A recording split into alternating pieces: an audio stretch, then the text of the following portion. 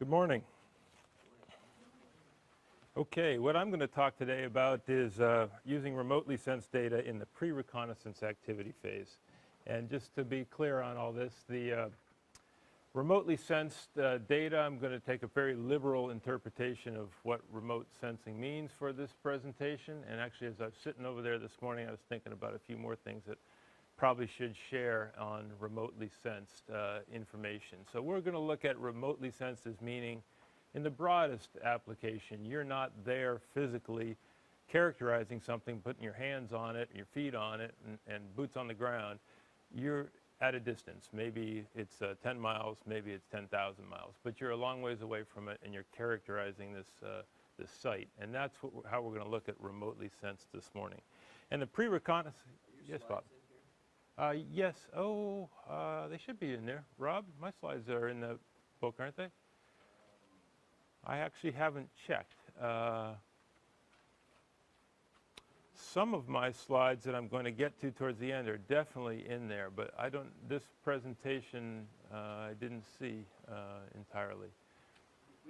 We'll make them available, yeah, if they're not in there. I apologize if they're not in there. As you get to the, as I get on with my, my hint here, then on the broad definition of remote sensing, some of what I'm going to talk about is using social media and crowdsourcing of information as a remote way of characterizing what's happened at the site before you get there.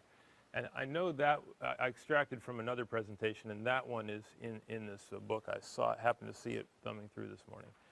We'll get the others to you.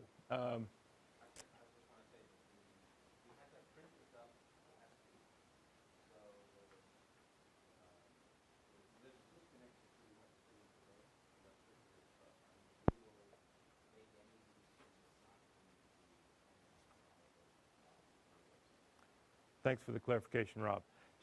Just to go on here, so the key points of my presentation here this morning are that pre-reconnaissance is, again, once GEER learns of an event, the GEER decides to mobilize a team for the event, GEER selects a leader for that event, the leader puts together a team. There is a period of time that's happening. And then once the team is selected, you're not there yet, you've still got the ability to gather some information about that site. And this is the pre-reconnaissance phase.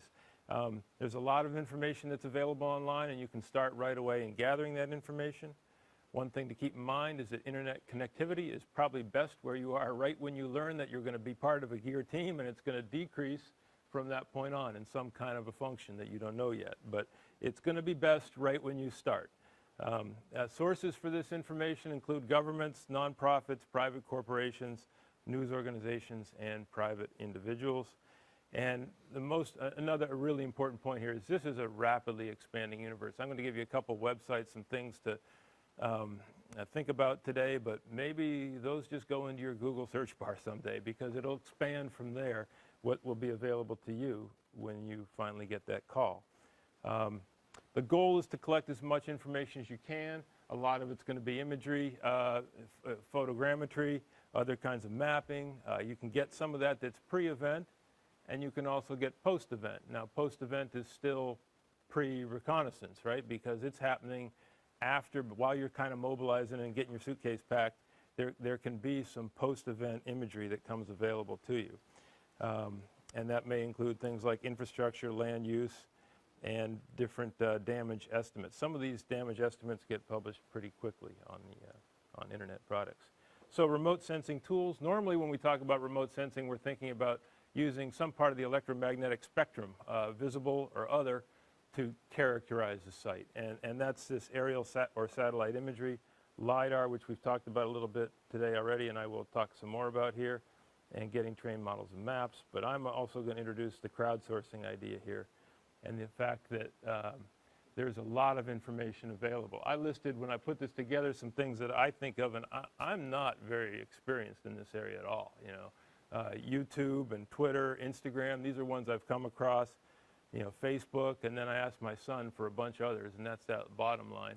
And I think maybe some of you know even some other sources where people might be posting images that they see or something their friend told them or what have you in sort of a crowdsourcing model. The other sort of remote sensing thing I was thinking about over here this morning is actually the use of NexRad radar. This is for precipitation events. So if we're looking at landslides, not earthquakes now, but or flooding or some other kind of event that we might be interested in, NexRad satellite imagery gives you precipitation, gives you cloud density, gives you precipitation, and it is exhaustive in its coverage, like an aerial photograph is. A rain gauge is a point in time. It's like a boring, a geotechnical boring or something, and a stream gauge is the same thing, and a lot of them might be wiped out. But the NexRad stuff is everywhere, and it's not wiped out, and you can use it to extrapolate from known points like rain gauges and stream gauges to get an idea what precipitation might have happened to the site you're going to. You can do this ahead of time. And Jeff Keaton did a wonderful job of this in the Oso landslide work that we'll talk about later on, and I encourage you, if you're interested in that, to take a look at that report because it does go into all that. Well, as Rob mentioned earlier, Google Earth, I mean, a few years ago, it's hard to imagine what we would do without Google Earth now, but a few years ago we didn't have it. But obviously it's the first place to go to getting a lay of the land right away. You can get different perspectives. You can click on the historical imagery now. And there's quite a catalog of historical imagery in a lot of places. So you can go back through time and see how things were evolving. It's likely all pre-event. You're not likely going to have a post-event pre-reconnaissance show up in the Google Earth historical catalog yet. But also keep in mind Google Maps itself and Bing Maps, which uses a digital globe mapping. Basically, they're different sets of imagery. So you might see something different in one than the other. It's not like one's better, or one might turn out to be better for you. Crowdmap.com is something that the city of Boulder, Colorado used last year after there was a number of floods in northern Colorado that wiped out a lot of the mountain canyons. And the city was interested in collecting people. You couldn't travel places, and so the city really wanted to get information of what was going on in that region, and they established a crowd map through this website.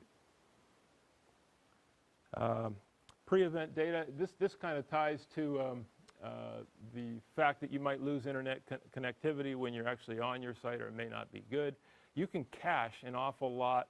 You can get into Google Earth and take a broad perspective view of your site. You can tour down, zoom into the places you think you might be going and so on, and cache all of that on your disk. You can do that through the options drop down in Google Earth and set the cache to be large. You can actually then have that imagery with you in the field even if you don't have internet access. So you can look at things at multiple scales in the field without internet access. This is a slide just shows some ideas about data, the trade-off. If you have high spatial resolution like 3D LiDAR, 5/100ths of a meter of spatial resolution, 1 centimeter type accuracy, you're going to be covering a very small area with that imagery. You're going to need a lot more imagery. As you come out here, you can get to much larger areas, but you lose. Your trade-off is you're not going to get the spatial resolution. This shows LiDAR being up here, LiDAR. Now we're getting optical. SAR stands for synthetic aperture radar. And one interesting thing that just came out, again, expanding universe here. I just saw I'm in Denver. So in the Denver Post last week was a story about one of our local companies, Digital Globe, and their new satellite EarthView 3, which has just become legal to sell 0.3 meter pixel type aerial photography. Over the summer, that became declassified, if you will. And so that imagery is out there right now, and you can buy 0.3 meters. So that puts it, this puts the optical closer out into this area than simply in the 0.6 to 0.1. Again, expanding universe of sources of data. You can find that through Digital Globe. This, that's kind of interesting. All morning I've been having a picture over here. We're going to focus on this box anyhow. You can see right here at this resolution, you can't see much inside this box. But if you get closer to it, you can see that this was inside the box and at a 30-meter resolution. So the point was really in this previous slide that if you're interested in major arterials and some kind of general lay of the land, you can use wide area imagery to get you some characteristics and to help you with guide your work. But then as you drill down, you might need more and more imagery at a higher resolution. Hey, another thing that just is very recent in terms of months is this thing called the National Map Viewer. This is a USGS product. Here's the website for it. It's in the US only, of course, but this is a fantastic site that shows all kinds of different information and layers over here. And you can play around on this as you like, but one of the things over here is elevation availability. So that would be a classic thing you might look for in your pre-reconnaissance stage. So let's click on elevation availability and then come up to the Pacific Northwest where we are and see what's available this way. I actually clicked on LiDAR now under the a LiDAR elevation. This shading shows the zones of the Northwest that have LiDAR coverage. The different colors that are shown here are the different resolution of the LiDAR. And this is bare earth LiDAR, so it's excellent quality digital terrain map. And this thing is not, I guess it's fascinating to go to. One of my other points is it's not up to date. Nothing's ever going to be up to date in this field, all right? Because it's changing so fast that even if it's web-based and not on a printed piece of paper like this next thing, it's still going to be out of date. So you really have to keep, if you don't see what you're looking for right away, don't give up. Explore other sources of where you might get that information. We were just up in here. This from the 3DEP program of basically a federal program to get better LiDAR-based terrain maps in the U.S. This shows all the areas that have it. And this report is a static report. I'm going to have a slide here, I guess, in a minute. But it showed more LiDAR coverage. If you go to the state, now Oregon has a LiDAR consortium that's at the state level, and they actually have captured even more areas in LiDAR than was shown before. This is two bullets in here that I really want to call your attention to, and this is the data you can see here. This is in 09 to 11.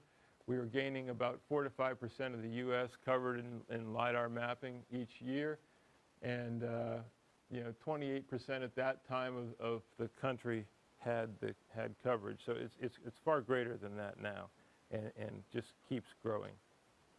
One of the things you can see online is beautiful, dense LiDAR imagery of Mount St. Helens. If you went back up here, that's that kind of, if you're close enough, you can probably see the colors here. It's a little rose-colored here, which is the highest quality of LiDAR data, and that's a spectacular image of Mount St. Helens. A little closer to our GEER reconnaissance thing, this is the Oso landslide again, which Joe will be up here talking about in just a few minutes.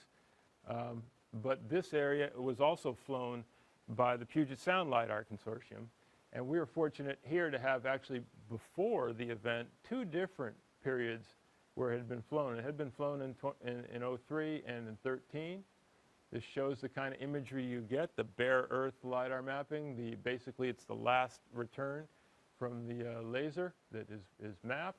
And if you can see perhaps land features that are showing up, but what you definitely can see is where the river was in 03 here and where it is in 13.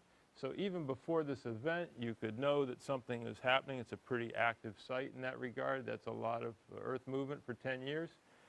And then you get this imagery, which was flown after. So this would be post-event, but still pre-reconnaissance. We picked up this before we went to the field.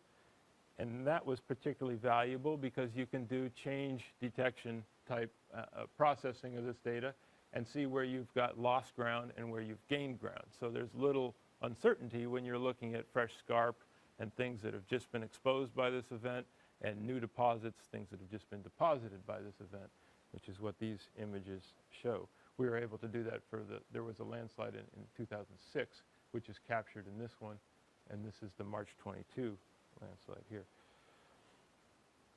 Okay. Post-event data. Google is pretty good with this, working with different satellite companies to get post-event data posted pretty quickly. So I think it's worth staying on that. And there's a blog that you can check for that kind of information on Google. There's a site here disasterscharter.org, which also captures a lot of international information. It's an interesting site to check for this kind of thing. Sources of information before you mobilize to the site. So in a traditional sense, that's, you know, kind of where we are with the aerial photography and LiDAR. These are the powerful tools that we have for doing, using remote sensing to capture information, you know, after you learn that you're going to be going to the site, but before you've actually got boots on the ground. A year or so ago, we got involved with a GEER study in Colorado, in Manitou Springs, where I was actually, I think I was in Seattle at the time, and I got a call saying, hey, something's happened in Colorado. I said, oh, I'm flying home today, so that's great. So I land in Colorado, and I drive down to Manitou Springs, which is outside of Colorado Springs, south of Denver. And there had been debris flows. There had been a forest fire there 2 years ago, and you know, so the ground was, you know, ripe for producing debris flows. And then, of course, there was a summer thunderstorm, and there was a debris flows. And they came down out of this Waldo Canyon and Williams Canyon. And I landed in Denver, and I immediately drove straight down there. And the guys from the USGS in Denver were nice enough to, they were already kind of down there. And so they toured us around, and we went out and did old school reconnaissance. This is the canyon here. There's another branch of the canyon here. So the debris flows came out the canyon this way. This is US 24, a major east-west connector in that area. And there's a culvert right here. And this is where things got, the people got involved. So this is what it looks like after the event. You know, we're up here looking at high water marks and trying to understand, okay, well, the flow's coming down here. It has a certain velocity, certain density. You know, we can calculate energy. We can figure out what's going on based on what we can see on the ground. We can look at the K-rail over here that separates the lanes, and we can see that there's rocks still purchased. Even though they've opened the highway back up again, there's still rocks purchased on here, so we can imagine that something went over that, these kind of detective techniques. This is a rockfall fence here. It's designed to protect the rocks that come off this slope and goes much higher from getting into the travel lane. But look at it. It's all covered from the other side, right? It's got a lot of debris which has been pushed in this way. So we say, well, something's happened there, right? You're kind of using these detective techniques. And then it occurs to me, asked one of the USGS folks, and it says, whose nice rig this is, and you know, is there anything on YouTube about this event or something like that? And he said, yeah, I think there's some stuff up there. And I went home that night, you know, straight again, and again, I'm a rookie. I just Googled into YouTube, and I was floored by what I found. It was amazing. You know, here is the rockfall fence in the distance. Here is the flood coming over the K-rail. These are videos that show the building limb, the front face. The people that are doing this, like this particular individual here, they want to be scientists, and this is, I guess, a known fact in extreme events. People really want to contribute as scientists, and this person was documenting everything. I need to put my camera down for 30 seconds. I'll be back, you know, and then he's you know, so you've got the whole photo log of what's going with this hydrograph and what's coming. Here comes another pulse, so you know that this thing is coming in pulses and stuff like that. And as interesting as all that is, there's so much footage out there that this guy is taking a picture of him. This is the one who took the last one. So you can actually, you know, using your own skills, you know, identify exactly where these images were coming from. It was very easy to do that. This is another canyon that was just downstream. This is the first residence up the canyon. This culvert here was woefully undersized for what was coming its way, or had come its way by the time we got out here. Gabion baskets along here. That's me trying to say, well, I think that's actually sediment that was up this high on that thing, but I wasn't really sure. But of course, there's video images. Somebody was up on the other slope taking pictures of the flood and debris flow that came out through there. In town, same sort of thing, where it got into downtown Manitou Springs. You know, this upper one, we're standing here thinking, well, that's clearly been knocked over, so something, you know, the flood was coming through here. But these owners, this was very quick afterwards, talk about perishable data. These businesses wanted to get back to business. So they were cleaning up They had all their volunteers, and they were out there shoveling, and they were getting, so data were disappearing in a hurry. But there was still plenty of information up on the web, and it's still there now if you wanted to see this kind of stuff. Again, you know, what you see in person, you can find online. So some of the observations, you know, from that are, you know, we really should have turned to YouTube. I wrote YouTube here, but social media first, right? Yeah, it would have been really smart for me when I got that phone call and I was here in Seattle before I got on the plane to actually start learning about it right then. That's what I wish I did, and I didn't do it. I thought, well, I'm going to get to Denver, I'm going to land, I'm going to drive down there, and I'm going to meet. I won't do that again. And really, I think I just really touched the surface of what was out there with my skills in looking for that information.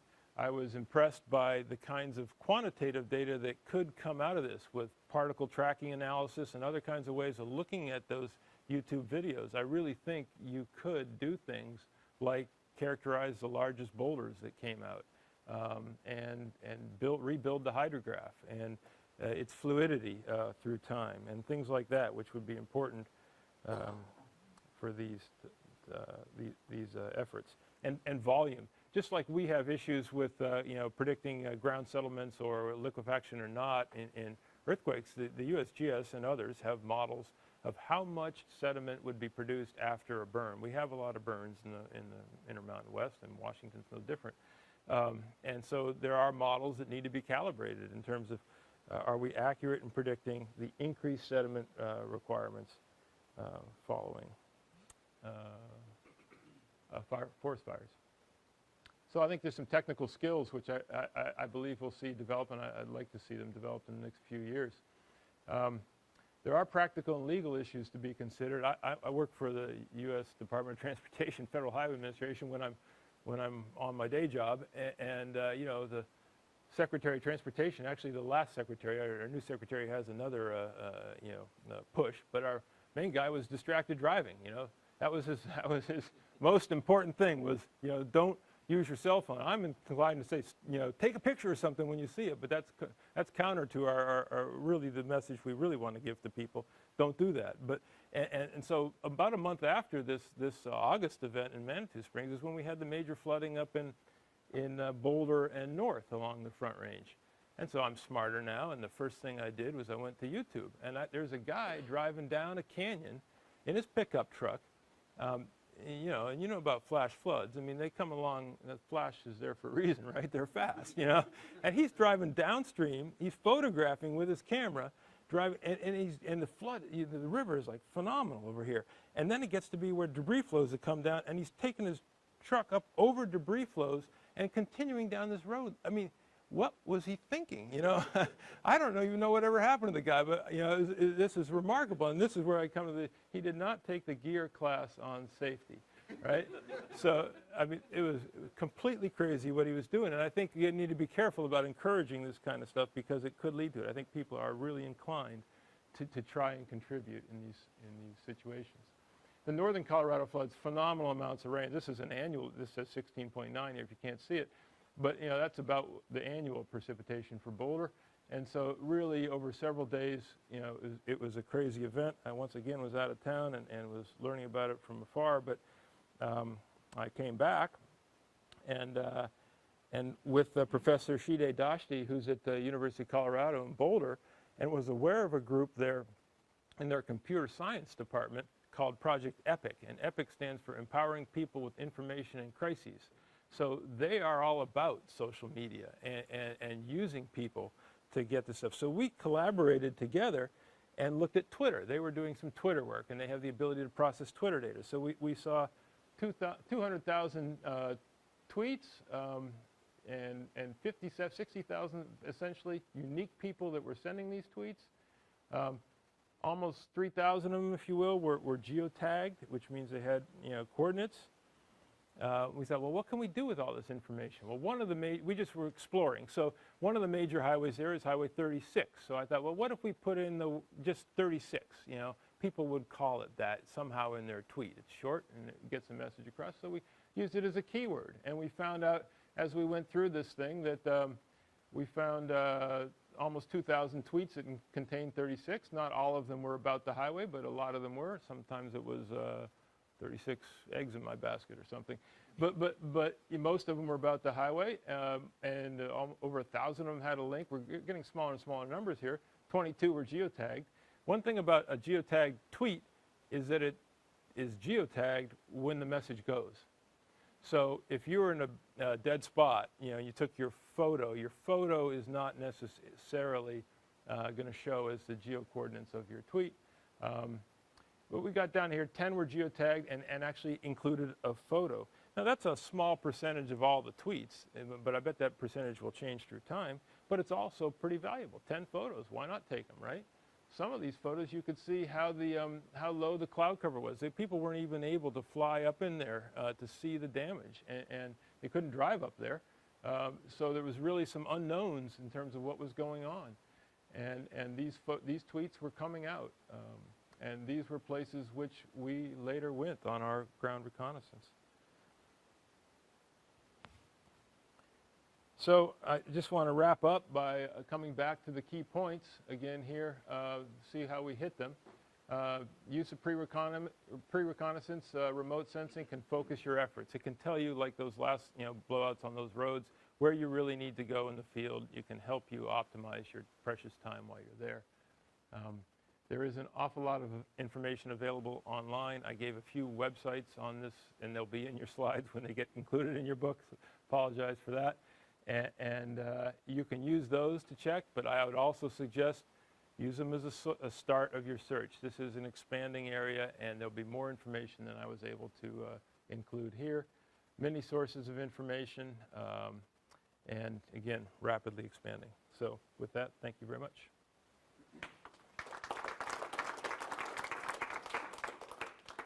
And I have 2 minutes for questions or something too. If anyone has one, I'd be happy to take it.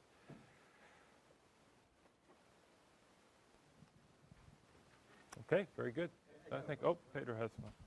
Yes, a quick question. Is there any way to, after an event, and you say something happened in Japan, to encourage the data collation by social media, so that suddenly through Facebook you advertise, or through Twitter you advertise, please start collecting data right now? The answer to that is yes, there is. And I was trying to get at it, it's a little touchy because encouraging people to do, you have to worry about the responsibility then of encouraging people in somewhat of a hazardous situation because there has been an event and life is not normal to go out and do these things. But in a sense, it's what Boulder did with the crowd map, right? They basically got a message out to people that we want to know what's going on in your area and you can help us. So here's a site. Upload your information on your street to this site. So it's being done. I think it's just one needs to be careful with it. Thanks. Okay. I think with that, it's time for our morning break, right? Okay, so I do want to, it is time for break. It's 10 after the hour. And since the next session is going to be broadcast live to the web, speaking of social medias and such, it's going to start promptly on time at 10:30. So please be back here on time at 10:30. Thank you.